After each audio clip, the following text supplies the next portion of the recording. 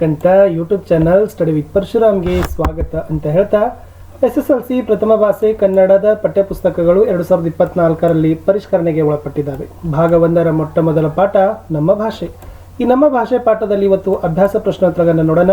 ನಮ್ಮ ಯೂಟ್ಯೂಬ್ ಚಾನಲ್ನ ವಿಡಿಯೋಗಳಲ್ಲಿ ನಿಮಗೆ ಬಹಳಷ್ಟು ಸರಳ, ಸುಲಭ ಮತ್ತು ಬಹಳಷ್ಟು ಉತ್ಕೃಷ್ಟ ಪರಿಣಾಮಕಾರಿಯಾದ ಉತ್ತರಗಳು ಎಲ್ಲ ವಿಷಯಗಳಲ್ಲೂ ಇದೇ ಥರ ಸಿಗ್ತವೆ. ವಿಡಿಯೋದ ಡಿಸ್ಕ್ರಿಪ್ಷನ್ ಬಾಕ್ಸ್ನಲ್ಲಿ ನಾನು ನಿಮಗೆ ಪ್ಲೇಲಿಸ್ಟ್ ಲಿಂಕ್ಗಳನ್ನು ಕೊಟ್ಟಿದ್ದೀನಿ.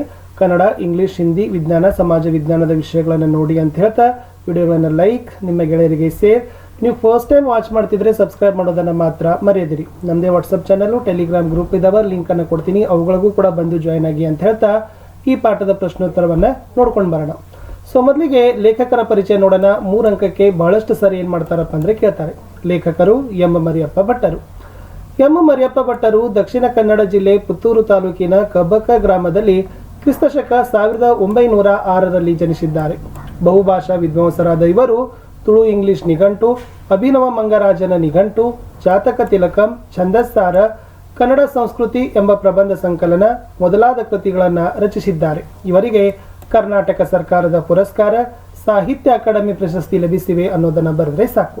ನೋಡೋಣ ಅಭ್ಯಾಸ ಪ್ರಶ್ನೋತ್ತರಗಳು. ಮುಖ್ಯ ಪ್ರಶ್ನೆ ಅ. ಕೊಟ್ಟಿರೋ ಪ್ರಶ್ನೆಗಳಿಗೆ ಒಂದೊಂದು ವಾಕ್ಯಗಳಲ್ಲಿ ಉತ್ತರಗಳನ್ನು ಬರೀರಿ. ಮೊದಲ ಪ್ರಶ್ನೆ, ಭಾಷೆ ಯಾವುದಕ್ಕೆ ಸಾಧನವಾಗಿದೆ? ಉತ್ತರ, ನಮ್ಮ ಸುತ್ತಮುತ್ತಲಿನವರೊಡನೆ ವ್ಯವಹರಿಸುವುದಕ್ಕೆ ಹಾಗೂ ವಿಚಾರ ವಿನಿಮಯ ಮಾಡುವುದಕ್ಕೆ ಭಾಷೆ ಒಂದು ಅಮೂಲ್ಯ ಸಾಧನವಾಗಿದೆ. ಪ್ರಶ್ನೆ 2, ಪ್ರಾಣಿಗಳು ತಮ್ಮ ಮಕ್ಕಳಿಗೆ ಯಾವ ವಿಚಾರವಾಗಿ ತರಬೇತು ಕೊಡುತ್ತವೆ? ಉತ್ತರ, ಪ್ರಾಣಿಗಳು ತಮ್ಮ ಮಕ್ಕಳಿಗೆ ಚಲನವಲನಗಳ ವಿಷಯವಾಗಿ, ಆಹಾರ ವಿಚಾರಗಳ ವಿಚಾರವಾಗಿ ತರಬೇತು ಕೊಡುತ್ತವೆ. ಪ್ರಶ್ನೆ 3, ಮನುಷ್ಯನಿಗೆ ಲೆಕ್ಕವಿಡುವ ಅವಶ್ಯಕತೆ ಯಾವಾಗ ಉಂಟಾಯಿತು? ಉತ್ತರ, ಮನುಷ್ಯನು ಸಂಚಾರಿ ಜೀವನವನ್ನು ತ್ಯಜಿಸಿ ಒಂದೆಡೆ ಬೀಡು ಬಿಟ್ಟು ಆಸ್ತಿ, ಮನೆ, ಬದುಕು ಮೊದಲಾದ ಭಾವನೆಗಳನ್ನು ಮೂಡಿದವೋ ಆಗ ಅವನಿಗೆ ಲೆಕ್ಕವಿಡುವ ಅವಶ್ಯಕತೆ ಉಂಟಾಯಿತು. 4ನೇ ಪ್ರಶ್ನೆ, ಎಣ್ಣೆ ತುಪ್ಪದ ಮಿಶ್ರಣ ಬೇಡವೆಂದು ಹೇಳಿದವರು ಯಾರು? ಉತ್ತರ, ಎಣ್ಣೆ ತುಪ್ಪದ ಮಿಶ್ರಣ ಬೇಡವೆಂದು ಹೇಳಿದವರು ನಯಸೇನ ಕವಿ. 5ನೇ ಪ್ರಶ್ನೆ, ಕನ್ನಡಕ್ಕೆ ಪರ್ಷಿಯನ್ ಶಬ್ದಗಳು ಯಾವಾಗ ಬಂದವು? ಉತ್ತರ, ಕನ್ನಡಕ್ಕೆ ಪರ್ಷಿಯನ್ ಶಬ್ದಗಳು ಮಹಮ್ಮದಿಯರ ಆಳ್ವಿಕೆಯ ಅವಧಿಯಲ್ಲಿ ಬಂದವು. ಮುಖ್ಯ ಪ್ರಶ್ನೆ ಆ. ಕೊಟ್ಟಿರೋ ಪ್ರಶ್ನೆಗಳಿಗೆ 2-3 ವಾಕ್ಯಗಳಲ್ಲಿ ಉತ್ತರಿಸಿರಿ. ಮೊದಲ ಪ್ರಶ್ನೆ, ವ್ಯಾವಹಾರಿಕ ಮತ್ತು ಗ್ರಾಂಥಿಕ ಭಾಷೆಯ ಲಕ್ಷಣಗಳೇನು? ಉತ್ತರ, ವ್ಯಾವಹಾರಿಕವೆಂದರೆ ಜೀವದ್ಭಾಷೆ. ಅದರಲ್ಲಿ ಜನರು ಮಾತನಾಡುತ್ತಾರೆ, ವ್ಯವಹರಿಸುತ್ತಾರೆ. ಉದಾಹರಣೆ ಕನ್ನಡ, ತಮಿಳು, ತೆಲುಗು, ತುಳು, ಮರಾಠಿ, ಉರ್ದು, ಇಂಗ್ಲಿಷ್. ಗ್ರಾಂಥಿಕವೆಂದರೆ ಅಭಿವೃದ್ಧಿ ಹೊಂದಿ ಗ್ರಂಥ ರಚನೆಯಲ್ಲಿ ಉಪಯೋಗವಾದ ಭಾಷೆ. ಉದಾಹರಣೆ ಸಂಸ್ಕೃತ, ಕನ್ನಡ, ಇಂಗ್ಲಿಷ್, ಪಾಳಿ ಇತ್ಯಾದಿ. ಎಲ್ಲ ವ್ಯಾವಹಾರಿಕ ಭಾಷೆಗಳು ಗ್ರಾಂಥಿಕವಾಗಬೇಕಿಲ್ಲ. ತುಳು ಒಂದು ಸುಂದರ ವ್ಯಾವಹಾರಿಕ ಭಾಷೆ, ಆದರೆ ಅದು ಗ್ರಾಂಥಿಕ ಭಾಷೆಯಲ್ಲ. ಹಾಗೆಯೇ ಎಲ್ಲ ಗ್ರಾಂಥಿಕ ಭಾಷೆಗಳು ಇಂದು ವ್ಯಾವಹಾರಿಕವಾಗಿ ಇರುವುದಿಲ್ಲ. ದೇವಭಾಷೆ ಎನಿಸಿಕೊಂಡ ಸಂಸ್ಕೃತ ಸರ್ವ ಸಂಪನ್ನತೆಯಿಂದ ಕೂಡಿದ ಗ್ರಾಂಥಿಕ ಭಾಷೆಯಾಗಿದೆ. ಆದರೆ ಇಂದು ಯಾವೊಂದು ಪ್ರದೇಶದಲ್ಲಿಯೂ ಅದು ವ್ಯಾವಹಾರಿಕ ಭಾಷೆಯಾಗಿರೋದಿಲ್ಲ. ಮುಂದಿನ ಪ್ರಶ್ನೆ 2, ಲಿಪಿಯ ಜಾಡು ಆರಂಭಗೊಂಡ ಬಗೆ ಹೇಗೆ? ಉತ್ತರ, ನವಶಿಲಾಯುಗದ ಮಾನವ ಸಂಚಾರಿ ಜೀವನವನ್ನು ತ್ಯಜಿಸಿ ಒಂದೆಡೆ ಬೀಡು ಬಿಟ್ಟು ಆಸ್ತಿ, ಮನೆ, ಬದುಕು ಮೊದಲಾದ ಭಾವನೆಗಳನ್ನು ತಳೆಯುವುದಕ್ಕೆ ಎಂದು ಮೊದಲು ಮಾಡಿದನೋ ಅಂದು ಆತನಿಗೆ ಲೆಕ್ಕವಿಡುವ ಅವಶ್ಯಕತೆ ಉಂಟಾಯಿತು. ಅದೇ ಲಿಪಿಯ ಉಗಮದ ಕಾಲವೆನ್ನುವರು. ಯಾವ ಓದು ಬರಹವಿಲ್ಲದ ಹಳ್ಳಿಯ ಕೆಲಸಗಾರನಾದರೂ ಸರಿಯೇ ತಾನು ದಿನಗೆಲಸಕ್ಕೆ ಹೋದ ಲೆಕ್ಕವನ್ನು ಗೋಡೆಯ ಮೇಲೆ ದಿನಪ್ರತಿ ಒಂದೊಂದು ಗೆರೆ ಎಳೆದು ಗುರುತಿಸಿ ಕೊನೆಯಲ್ಲಿ ಎನಿಸಿ ಲೆಕ್ಕ ಹಾಕಿ ಸಂಬಳವನ್ನು ಪಡೆಯುತ್ತಾನೆ. ಹಾಲು ಮಾರುವವರು ಹೀಗೆಯೇ ಲೆಕ್ಕವಿಡುವುದುಂಟು. ಹೀಗೆ ಲಿಪಿಯ ಜಾಡು ಆರಂಭಗೊಂಡಿತು. ಪ್ರಶ್ನೆ 3, ಲಿಪಿಯ ಮೂಲಕ ಜ್ಞಾನ ಭಂಡಾರ ಯಾವ ರೀತಿ ಭದ್ರವಾಯಿತು? ಉತ್ತರ, ಮಾನವನಿಗೆ ಬಿಡುವು ಹೆಚ್ಚಿದಂತೆ ಜೀವನದ ಸೌಕರ್ಯಗಳನ್ನು ವಿಶಿಷ್ಟ ಮೇಧಾಶಕ್ತಿಯಿಂದ ಅಭಿವೃದ್ಧಿಗೊಳಿಸುತ್ತಾ ಹೋದಂತೆ ತನ್ನ ಆಗುಹೋಗುಗಳನ್ನು, ಸುಖ ದುಃಖಗಳನ್ನು ಕಾವ್ಯ ರೂಪಕ್ಕೆ ಇಳಿಸುವ ಮಾರ್ಗವನ್ನು ಕಂಡುಕೊಂಡನು. ಸಾಹಿತ್ಯ ವಿವಿಧ ರೂಪದಲ್ಲಿ ಬೆಳೆಯಿತು. ಲೆಕ್ಕಪತ್ರಗಳನ್ನಿಡಲು ಉಪಯುಕ್ತವಾದ ಮೂಲ ಲಿಪಿಯನ್ನು ಮತ್ತಷ್ಟು ಪರಿಷ್ಕರಿಸುತ್ತಾ ಸುಂದರವಾದ ಸಾಹಿತ್ಯ ಕೃತಿಗಳನ್ನು ಬರೆದಿಡುವುದನ್ನು ಮಾನವ ಕಲಿತುಕೊಂಡ. ಆ ಲಿಪಿಯ ಮೂಲಕ ಪರಂಪರೆಯಿಂದ ಬಂದ ಎಷ್ಟೋ ವಿಷಯಗಳನ್ನು ಬರೆದಿಡಲು ಸಾಧ್ಯವಾಯಿತು. ಜ್ಞಾನ ಭಂಡಾರ ಭದ್ರವಾಯಿತು. ಸಂಸ್ಕೃತಿಯ ಇತಿಹಾಸ ಉಳಿಯಿತು. ಪ್ರಗತಿಪಥ ಸುಗಮವಾಯಿತು. ಮುಂದಿನ ಪ್ರಶ್ನೆ 4, ಕನ್ನಡ ಭಾಷೆ ಹದಗೊಂಡದ್ದು ಹೇಗೆ? ಉತ್ತರ, ಅನೇಕ ಕವಿಗಳು ಕನ್ನಡ ಅಭಿವೃದ್ಧಿ ಹೊಂದಬೇಕಾದರೆ ಕನ್ನಡ ಪದಗಳ ಬಳಕೆ ಹೆಚ್ಚಾಗಬೇಕೆಂದು ಸಾರಿದ್ದಾರೆ.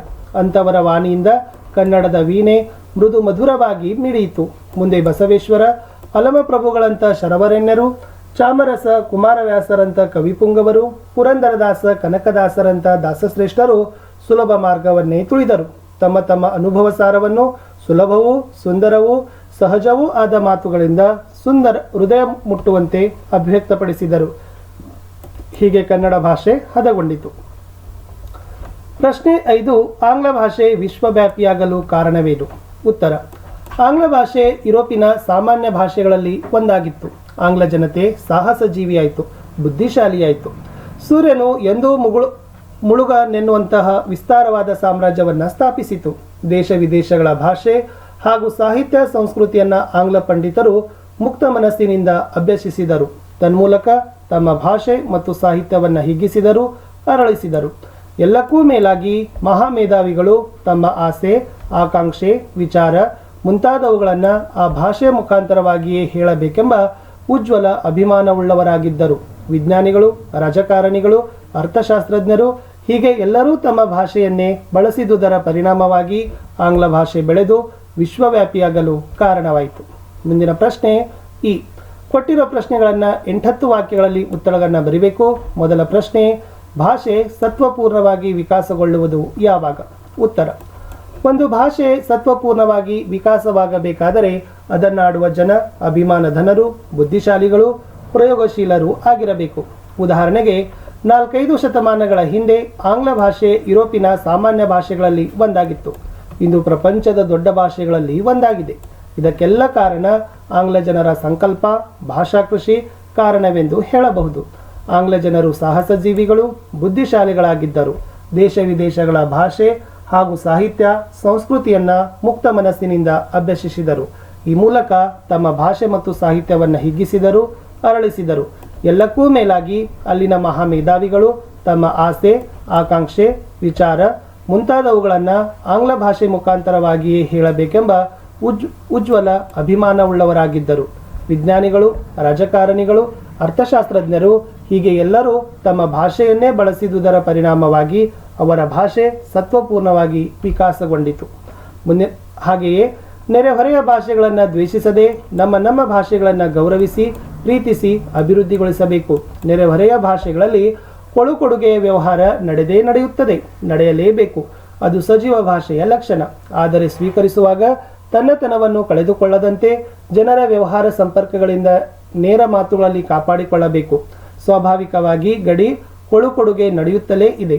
ಆದರೆ ನೇರ ನುಡಿಗಳು ಪರಸ್ಪರ ಎರವುಗಳಿಂದ ಅಭಿವೃದ್ಧಿ ಹೊಂದಿ ಭಾಷೆ ಸತ್ವಪೂರ್ಣವಾಗಿ ವಿಕಾಸವಾಗಲು ಸಾಧ್ಯವಾಗುತ್ತದೆ. ಮುಂದಿನ ಪ್ರಶ್ನೆ: ಕನ್ನಡ ಭಾಷೆ ಸಮೃದ್ಧವಾಗಿ ರೂಪುಗೊಂಡ ಬಗೆ ಹೇಗೆ? ವಿವರಿಸಿರಿ. ಉತ್ತರ: ಕನ್ನಡ ಭಾಷೆಗೆ ಪ್ರಾಚೀನ ಕಾಲದಿಂದಲೂ ಸಂಸ್ಕೃತ ಭಾಷೆಯ ಪೋಷಣೆ ದೊರೆಯುತ್ತಾ ಬಂದಿದೆ.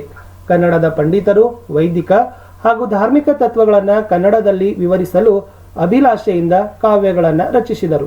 ಅನೇಕ ಕವಿಗಳು ಕನ್ನಡ ಅಭಿವೃದ್ಧಿ ಹೊಂದಬೇಕಾದರೆ ಕನ್ನಡ ಪದಗಳ ಬಳಕೆ ಹೆಚ್ಚಾಗಬೇಕೆಂದು ಸಾರಿದ್ದಾರೆ. ಅಂಥವರ ವಾಣಿಯಿಂದ ಕನ್ನಡದ ವೀಣೆ ಮೃದು ಮಧುರವಾಗಿ ಮಿಡಿಯಿತು. ಬಸವೇಶ್ವರ, ಅಲಮಪ್ರಭುಗಳಂಥ ಶರವರೆಣ್ಯರು, ಚಾಮರಸ ಕುಮಾರವ್ಯಾಸರಂಥ ಕವಿಪುಂಗವರು, ಪುರಂದರದಾಸ ಕನಕದಾಸರಂಥ ದಾಸಶ್ರೇಷ್ಠರು ಸುಲಭ ಮಾರ್ಗವನ್ನೇ ತುಳಿದರು. ತಮ್ಮ ತಮ್ಮ ಅನುಭವ ಸಾರವನ್ನು ಸುಲಭವೂ ಸುಂದರವೂ ಸಹಜವೂ ಆದ ಮಾತುಗಳಿಂದ ಹೃದಯ ಮುಟ್ಟುವಂತೆ ಅಭಿವ್ಯಕ್ತಪಡಿಸಿದರು. ಹೀಗೆ ಕನ್ನಡ ಭಾಷೆ ಹದಗೊಂಡುದರಿಂದ ಅದು ಸುಲಿದ ಬಾಳೆಯ ಹಣ್ಣಿನಂತೆ, ಸಿಗುರು ತೆಗೆದ ಕಬ್ಬಿನಂತೆ, ಉಷ್ಣ ಅಳಿದ ಹಾಲಿನಂತೆ ಸುಲಭವೂ ರುಚಿಯುಳ್ಳದ್ದು ಆಯಿತು. ಸಂಸ್ಕೃತ, ಪ್ರಾಕೃತ ಭಾಷೆಗಳಿಂದ ಅನೇಕ ಶಬ್ದಗಳನ್ನು ಕನ್ನಡ ತನ್ನಲ್ಲಿ ಅಳವಡಿಸಿಕೊಂಡಿದೆ. ಮಹಮ್ಮದೀಯರ ಆಳ್ವಿಕೆಯ ಅವಧಿಯಲ್ಲಿ ಪರ್ಷಿಯನ್ ಭಾಷೆಯಿಂದ ಅನೇಕ ಶಬ್ದಗಳು ಕನ್ನಡಕ್ಕೆ ಬಂದಿವೆ. ಅಸಂಖ್ಯಾತ ಇಂಗ್ಲಿಷ್ ಶಬ್ದಗಳು ಕನ್ನಡದ ಉಡುಪನ್ನು ಧರಿಸಿ ಒಳಗೆ ಬಂದು ಬಿಟ್ಟಿವೆ. ಸ್ವಾಭಾವಿಕವಾಗಿ ಗಡಿ ಜನರ ವ್ಯಾವಹಾರಿಕ ಸಂಪರ್ಕಗಳಿಂದ ನೆರೆ ಮಾತುಗಳಲ್ಲಿ ಕೊಡುಗೆ ನಡೆಯುತ್ತಲೇ ಇದೆ. ಇದರಿಂದ ಕನ್ನಡವೂ ಅದರ ನೆರೆ ನುಡಿಗಳು ಪರಸ್ಪರ ಎರವುಗಳಿಂದ ಅಭಿವೃದ್ಧಿ ಹೊಂದುತ್ತಲಿವೆ. ಜೊತೆಗೆ ಭಾಷೆಯಲ್ಲಿರುವ ಸಾಮಗ್ರಿಯನ್ನೇ ಬಳಸಿಕೊಂಡು ನುಡಿಗಟ್ಟುಗಳಾಗಿ ಮಾಡಿಕೊಂಡು ಕನ್ನಡ ಭಾಷೆಯು ಸಮೃದ್ಧವಾಗಿ ರೂಪುಗೊಂಡಿತು. ಮುಖ್ಯ ಪ್ರಶ್ನೆ ಈ ಇದೆ. ಸಂದರ್ಭ ಸಹಿತ ಸ್ವಾರಸ್ಯವನ್ನು ವಿವರಿಸಿರಿ. ಮೊದಲ ವಾಕ್ಯ: ಸಂಸ್ಕೃತಿಯ ಇತಿಹಾಸ ಉಳಿಯಿತು. ಆಯ್ಕೆ: ಈ ವಾಕ್ಯವನ್ನು ಎಂ ಮರಿಯಪ್ಪ ಭಟ್ಟರು ಬರೆದಿರುವ ಕನ್ನಡ ಸಂಸ್ಕೃತಿ ಎಂಬ ಪ್ರಬಂಧ ಸಂಕಲನದಿಂದ ಆಯ್ದ ನಮ್ಮ ಭಾಷೆ ಎಂಬ ಗದ್ಯಪಾಠದಿಂದ ಆರಿಸಿಕೊಳ್ಳಲಾಗಿದೆ. ಸಂದರ್ಭ: ನವಶಿಲಾಯುಗದ ಮಾನವ ಸಂಚಾರಿ ಜೀವನವನ್ನು ತ್ಯಜಿಸಿ ಒಂದೆಡೆ ಬೀಡು ಬಿಟ್ಟು ಆಸ್ತಿ, ಮನೆ, ಬದುಕು ಮೊದಲಾದ ಭಾವನೆಗಳನ್ನು ತಳೆಯಲು ಪ್ರಾರಂಭಿಸಿ ಜೀವನದ ಸೌಕರ್ಯಗಳನ್ನು ವಿಶಿಷ್ಟ ಮೇಧಾಶಕ್ತಿಯಿಂದ ಅಭಿವೃದ್ಧಿಗೊಳಿಸುತ್ತಾ ಹೋದಂತೆ ತನ್ನ ಆಗುಹೋಗುಗಳನ್ನು, ಸುಖ ದುಃಖಗಳನ್ನು ಕಾವ್ಯ ರೂಪಕ್ಕೆ ಇಳಿಸುವ ಮಾರ್ಗವನ್ನು ಕಂಡುಕೊಂಡನು. ಸುಂದರವಾದ ಸಾಹಿತ್ಯ ಕೃತಿಗಳನ್ನು ಬರೆದಿಡುವುದನ್ನು ಮಾನವ ಕಲಿತುಕೊಂಡನು. ಲಿಪಿಯ ಮೂಲಕ ಪರಂಪರೆಯಿಂದ ಬಂದ ಎಷ್ಟೋ ವಿಷಯಗಳನ್ನು ಬರೆದಿಡಲು ಸಾಧ್ಯವಾಯಿತು. ಜ್ಞಾನ ಭಂಡಾರ ಭದ್ರವಾಯಿತು, ಸಂಸ್ಕೃತಿಯ ಇತಿಹಾಸ ಉಳಿಯಿತು, ಪ್ರಗತಿಪಥ ಸುಗಮವಾಯಿತು ಎಂದು ಹೇಳಿದ ಸಂದರ್ಭವಾಗಿದೆ. ಸ್ವಾರಸ್ಯ ಭಾಷೆ, ನಾಡಿನ ಪರಂಪರೆ, ಸಂಸ್ಕೃತಿ, ಇತಿಹಾಸವನ್ನು ಉಳಿಸಲು ಬೆಳೆಸಲು ಸಹಾಯಕವಾಗುತ್ತದೆ ಎಂಬುದು ಸ್ವಾರಸ್ಯಕರವಾಗಿದೆ. ಎರಡನೇ ವಾಕ್ಯ ತಕ್ಕುದೇ ಬೆರಸಲ್ಕೆ ಘೃತಮುಮುಂ ತೈಲಮುಮುಂ. ಆಯ್ಕೆ. ಈ ವಾಕ್ಯವನ್ನು ಎಂ ಮರಿಯಪ್ಪ ಭಟ್ಟರು ಬರೆದಿರುವ ಕನ್ನಡ ಸಂಸ್ಕೃತಿ ಎಂಬ ಪ್ರಬಂಧ ಸಂಕಲನದಿಂದ ಆಯ್ದ ನಮ್ಮ ಭಾಷೆ ಎಂಬ ಗದ್ಯಪಾಠದಿಂದ ಆರಿಸಿಕೊಳ್ಳಲಾಗಿದೆ. ಸಂದರ್ಭ ಕನ್ನಡಕ್ಕೆ ಬಹಳ ಪ್ರಾಚೀನ ಕಾಲದಿಂದಲೂ ಸಂಸ್ಕೃತದ ಪೋಷಣೆ ದೊರೆಯುತ್ತಾ ಬಂದಿದೆ. ವೈದಿಕ ಹಾಗೂ ಜೈನ ಧಾರ್ಮಿಕ ತತ್ವಗಳನ್ನು ಕನ್ನಡದಲ್ಲಿ ವಿವರಿಸಬೇಕೆಂಬ ಅಭಿಲಾಷೆಯಿಂದ ಅನೇಕ ಪಂಡಿತರು ಉತ್ತಮ ಕಾವ್ಯಗಳನ್ನು ರಚಿಸಿದರು. ಆದರೆ ಅವರಲ್ಲಿ ಅನೇಕರು ಕನ್ನಡವನ್ನು ಸಂಸ್ಕೃತಮಯವನ್ನಾಗಿ ಮಾಡಿಬಿಟ್ಟರು. ಇಂಥ ಪರಿಸ್ಥಿತಿಯನ್ನು ಗಮನಿಸಿ 12ನೇ ಶತಮಾನದ ನಯಸೇನ ಕವಿ ತಕ್ಕುದೇ ಬೆರಸಲ್ಕೆ ಘೃತಮುಮುಂ ತೈಲಮುಮುಂ ಅಂದರೆ ಎಣ್ಣೆ ತುಪ್ಪದ ಮಿಶ್ರಣ ಮಾಡುವುದು ಯೋಗ್ಯವಾದುದಲ್ಲ. ನಮಗೆ ತುಪ್ಪವೂ ಬೇಕು, ಎಣ್ಣೆಯೂ ಬೇಕು, ಸಂಸ್ಕೃತವೂ ಬೇಕು, ಕನ್ನಡವೂ ಬೇಕು. ಆದರೆ ಎಣ್ಣೆ ತುಪ್ಪದ ಆಸ್ವಾದು ಮಿಶ್ರಣ ಬೇಡ ಎಂಬುದು ನಯಸೇನನ ಅಭಿಮತವನ್ನು ಲೇಖಕರು ಹೇಳಿದ ಸಂದರ್ಭವಾಗಿದೆ. ಸ್ವಾರಸ್ಯ ಕನ್ನಡ ಭಾಷಾ ಸಾಹಿತ್ಯದಲ್ಲಿ ಸಂಸ್ಕೃತ ಪದಗಳನ್ನು ಸೇರಿಸಿ ಕಾವ್ಯ ರಚಿಸಿದರೆ ಕಾವ್ಯ ರುಚಿಸುವುದಿಲ್ಲ, ಅದು ಅಸ್ವಾದು ಎಂದು ಕನ್ನಡ ಭಾಷಾ ಶುದ್ಧತೆಯ ಬಗ್ಗೆ ಹೇಳಿರುವುದು ಸ್ವಾರಸ್ಯಪೂರ್ಣವಾಗಿ ಬಂದಿದೆ. ಮುಂದಿನ ವಾಕ್ಯ ಸಿಗುರು ತೆಗೆದ ಕಬ್ಬಿನಂತೆ ಉಷ್ಣ ಅಳಿದ ಹಾಲಿನಂತೆ. ಆಯ್ಕೆ. ಈ ವಾಕ್ಯವನ್ನು ಎಂ ಮರಿಯಪ್ಪ ಭಟ್ಟರು ಬರೆದಿರುವ ಕನ್ನಡ ಸಂಸ್ಕೃತಿ ಎಂಬ ಪ್ರಬಂಧ ಸಂಕಲನದಿಂದ ಆಯ್ದ ನಮ್ಮ ಭಾಷೆ ಎಂಬ ಗದ್ಯಪಾಠದಿಂದ ಆರಿಸಲಾಗಿದೆ. ಸಂದರ್ಭ ಅನೇಕ ಕವಿಗಳು ಕನ್ನಡ ಅಭಿವೃದ್ಧಿ ಹೊಂದಬೇಕಾದರೆ ಕನ್ನಡ ಪದಗಳ ಬಳಕೆ ಹೆಚ್ಚಾಗಬೇಕೆಂದು ಸಾರಿದ್ದಾರೆ. ಅಂಥವರ ವಾಣಿಯಿಂದ ಕನ್ನಡದ ವೀಣೆ ಮೃದು ಮಧುರವಾಗಿ ಮಿಡಿಯಿತು. ಮುಂದೆ ಬಸವೇಶ್ವರ, ಅಲಮಪ್ರಭುಗಳಂಥ ಶರವರೆಣ್ಯರು, ಚಾಮರಸ ಕುಮಾರವ್ಯಾಸರಂಥ ಕವಿಪುಂಗವರು, ಪುರಂದರದಾಸ ಕನಕದಾಸರಂಥ ದಾಸಶ್ರೇಷ್ಠರು ಸುಲಭ ಮಾರ್ಗವನ್ನೇ ತುಳಿದರು. ತಮ್ಮ ತಮ್ಮ ಅನುಭವ ಸಾರವನ್ನು ಸುಲಭವೂ ಸುಂದರವೂ ಸಹಜವೂ ಆದ ಮಾತುಗಳಿಂದ ಹೃದಯ ಮುಟ್ಟುವಂತೆ ಅಭಿವ್ಯಕ್ತಪಡಿಸಿದರು. ಹೀಗೆ ಕನ್ನಡ ಭಾಷೆ ಹದಗೊಂಡುದರಿಂದ ಅದು ಸುಲಿದ ಬಾಳೆಯ ಹಣ್ಣಿನಂತೆ, ಸಿಗುರು ತೆಗೆದ ಕಬ್ಬಿನಂತೆ, ಉಷ್ಣ ಅಳಿದ ಹಾಲಿನಂತೆ ಸುಲಭವೂ ರುಚಿಯುಳ್ಳದ್ದು ಆಗಿದೆ ಎಂದು ಕವಿ ಮಹಾಲಿಂಗರಂಗ ಸಾರಿ ಹೇಳಿದನು ಎನ್ನುವ ವಿಚಾರವನ್ನು ಹೇಳುವ ಸಂದರ್ಭವಾಗಿದೆ. ಸ್ವಾರಸ್ಯ ಕನ್ನಡ ಭಾಷೆಯು ಕಲಿಯಲು ಸುಲಭವೂ ಸುಂದರವೂ ಸಹಜವೂ ರುಚಿಕರವೂ ಆಗಿದೆ ಎಂದು ಕನ್ನಡ ಭಾಷೆಯ ಸೊಬಗಿನ ಬಗ್ಗೆ ವರ್ಣಿಸಿರುವುದು ಸ್ವಾರಸ್ಯಕರವಾಗಿದೆ ಅಂತಕ್ಕದ್ದನ್ನು ಬರಿಬೇಕು. 4ನೇ ವಾಕ್ಯಕ್ಕೆ ಹೋಗೋಣ. ಒಬ್ಬ ತಾಯಿಯ ಗಾನದ ಶ್ರುತಿಯಂತೆ. ಆಯ್ಕೆ. ಈ ವಾಕ್ಯವನ್ನು ಎಂ ಮರಿಯಪ್ಪ ಭಟ್ಟರು ಬರೆದಿರುವ ಕನ್ನಡ ಸಂಸ್ಕೃತಿ ಎಂಬ ಪ್ರಬಂಧ ಸಂಕಲನದಿಂದ ಆಯ್ದ ನಮ್ಮ ಭಾಷೆ ಎಂಬ ಗದ್ಯಪಾಠದಿಂದ ಆರಿಸಲಾಗಿದೆ.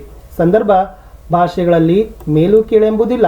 4 ಜನ ಮಾತನಾಡುತ್ತಿದ್ದ ಭಾಷೆಗೂ 40 ಲಕ್ಷ ಜನ ಮಾತನಾಡುತ್ತಿದ್ದ ಭಾಷೆಗೂ ಸತ್ಯ ಹಾಗೂ ಸತ್ಯ ದೃಷ್ಟಿಯಿಂದ ಅಂತರವೇ ಇಲ್ಲ. ಎಲ್ಲ ಭಾಷೆಗಳು ಅಷ್ಟೇ.